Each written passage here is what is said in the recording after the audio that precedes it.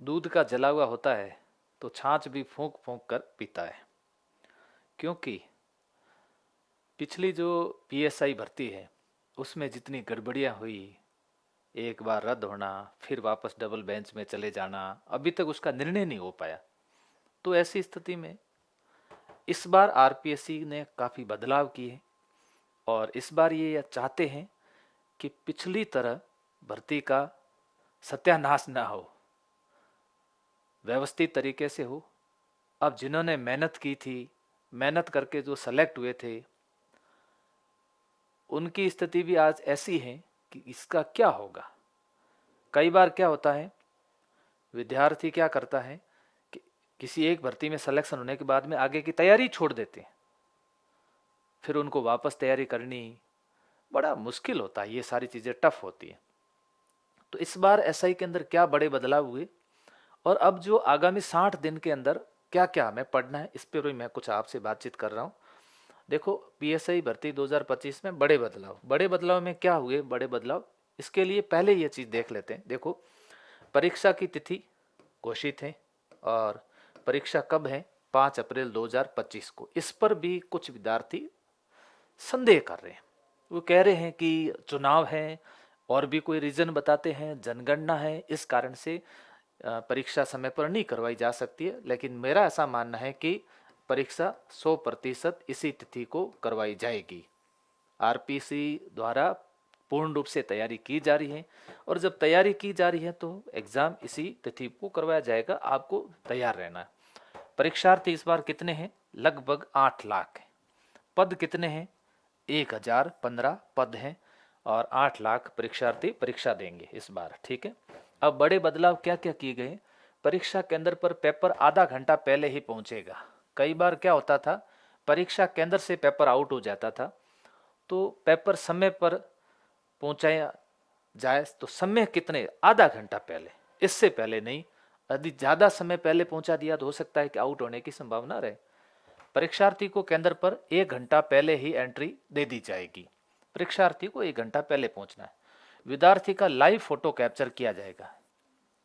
वहां जब परीक्षा दे रहा है विद्यार्थी, उसका खुद का वहां से लाइव फोटो कैप्चर करेंगे ताकि डमी कैंडिडेट तो कोई नहीं बैठा है। इस समस्या का भी समाधान इस तरह से किया जा रहा है। हस्ताक्षर का नमूना लिया जाएगा, हस्तलेखन का नमूना भी लिया जाएगा। क्योंकि इसमें ये एक और तरीका है डमी कैंडिडेट को पकड़ने का कि यदि उसका हस्तलिखित नमूना ले लें, फोटो कैप्चर लाइव कर दें तो इससे काफ़ी कुछ बदलाव में फ़र्क पड़ेगा। एडमिट कार्ड पर क्यूआर कोड दिया जाएगा ताकि कई बार क्या होता है, एडमिट कार्ड में भी छेड़छाड़ की जाती है। एडमिट कार्ड में छेड़छाड़ नहीं हो, क्यूआर कोड होगा, क्यूआर कोड स्कैन किया जाएगा। और वाटर मार्क होगा। वाटर मार्क में क्या दिया होगा, जो विद्यार्थी होगा उसका खुद का फोटो वाटर मार्क में, पीछे देखो बैकग्राउंड के अंदर वाटर मार्क लगता है, तो वाटर मार्क के अंदर उसका फोटो दिया जाएगा। ओमार शीट के अंदर 5वां विकल्प होगा। इंटरव्यू में टोकन सिस्टम होगा। ये एक नया और किया जा रहा है जो कि आगे आने वाले आरएस भर्ती में भी ऐसा किया जाएगा। आरपीएससी पर बड़े आरोप लग रहे हैं कि इंटरव्यू में पैसे लिए जाते हैं। दिक्कत होती है, कईयों को पहले से बोर्ड के बारे में पता चल जाता है कि हमारे बोर्ड का आएगा, लेकिन फिर भी आप कहोगे, मेरे भी कहोगे सर इन्होंने तो ऐसे ऐसी नकल करवा दी। बिल्कुल की है। अब जो जो पकड़े गए उन्होंने कहा कि हम एक दूसरे को मैसेज कर देते थे, वो कर देते थे। ये ऐसा इन्होंने घृणित कार्य किया है, महा अपराध किया है। अपराध नहीं, मैं तो महा अपराध कहता हूँ, इन्होंने किया, इनको सजा मिलनी चाहिए। टोकन सिस्टम में क्या होगा, टोकन लिए और फिर आप चेक कर लो कौन से बोर्ड में जाना है, उस बोर्ड के अंदर चले जाए। उपस्थिति पत्र में विद्यार्थी के बड़े आकार की फोटो, अंगुलियों के निशान भी लिए जाएंगे। बड़े आकार की फोटो और अंगुलियों के निशान भी लिए जाएंगे। अब बात करते हैं बड़े बदलाव के बाद में। मैं कुछ इस पर आपसे कुछ बात करने जा रहा हूं। जैसे आज जो तिथि हो गई है लगभग जनवरी हो, अब अपने पास में समय है, परीक्षा में समय रहा है फरवरी और मार्च का समय रहा है। लगभग कितने दिन, 60 दिन का समय रहा है। उल्टी गिनती शुरू हो चुकी है। 60 दिन के समय के अंदर दो चीज़ें हमारे सामने हैं कि अब हम सर क्या पढ़े। जैसे हिंदी है और दूसरा जीके एंड जीएस है ना, जीके एंड जीएस। देखो अभी इन दिनों के अंदर आपको इसको कितना परसेंट समय देना है, 70% टाइम इसको दे दीजिएगा और 30% समय इसको देना है।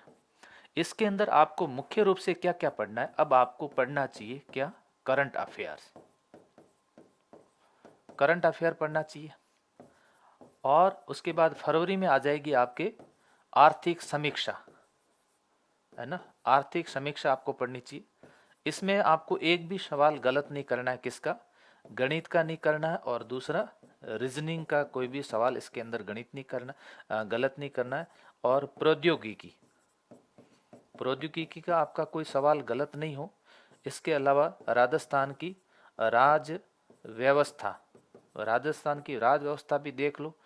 आधुनिक राजस्थान का इतिहास, आधुनिक राजस्थान इतिहास, इसको जैसे जैसे समय मिलता है आप लोग देखते रहो। करंट अफेयर के सवाल ज़्यादा पूछे जाएंगे तो उसको विशेष रूप से आप देखना है। हिंदी पर विशेष रूप से ध्यान देना, क्योंकि आप इसमें 100% अंक प्राप्त कर सकते हो, उसमें आप 100% अंक प्राप्त नहीं कर सकते, इसके अंदर 100% अंक प्राप्त कर सकते हो। अभी आपने देखा होगा टेलीकॉम का पेपर आया था, ऐसा ही का है ना, टेलीकॉम में कितनी भी उन्होंने कोशिश की लेकिन हिंदी को टफ नहीं बना सके। अभी आपने देखा होगा कि लेवल फर्स्ट रीट का जो पेपर था काफी घुमाया, उधर उधर किया, कुछ नए सवाल भी दिए। जीके में बहुत कुछ संभावना रहती है करने की, लेकिन हिंदी में इतना बड़ा बदलाव नहीं किया जा सकता। इसमें तो कहीं से भी सवाल पूछा जा सकता है। अब यदि आप राजस्थान का इतिहास, राजवंश पढ़ना शुरू कर दोगे तो राजवंश में आप लोग उलझ जाओगे और पूरा आपका समय निकल जाएगा। अभी इतना आपके पास में समय नहीं है, समय बहुत कम है। इस समय के अंदर आप समय का सदुपयोग करें, टेलीकॉम के पैटर्न को फॉलो करें और उसी पैटर्न के अनुसार चलोगे तो मुझे नहीं लगता है किसी प्रकार की आपको कोई दिक्कत होगी। व्यवस्थित तरीके से आप लोग एग्जाम को तैयार कर सकते हैं। थोड़ी प्रैक्टिस करो इन दिनों के अंदर। आपको लगता है यदि कोई टेस्ट सीरीज चल रही हो, टेस्ट सीरीज चल रही हो तो कोशिश ये करिए उस टेस्ट सीरीज को अटेंड करिए। टेस्ट सीरीज देने से काफ़ी चीज़ें अपनी क्लियर होती हैं। टेस्ट सीरीज यदि परीक्षा पैटर्न पर आधारित हो तो देना चाहिए, फिर टेस्ट सीरीज वापस आकर के मिलानी चाहिए। टेस्ट सीरीज के बारे में काफ़ी कुछ चीज़ों का डिस्कस भी हमें करना चाहिए। ठीक है, थैंक यू।